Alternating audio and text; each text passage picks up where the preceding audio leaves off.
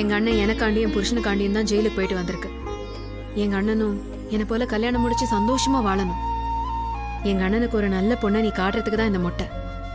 எங்க அண்ணனுக்கு மட்டும் ஒரு நல்ல பொண்ணை நீ காட்டிட்டா உனக்கு நான் அடுத்த வருஷம் ரெட்டை கடா வெட்டி பொங்க வைக்கிறேன்.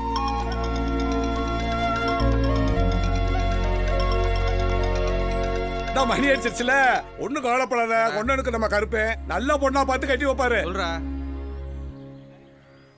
சொல்லுங்கறல்ல.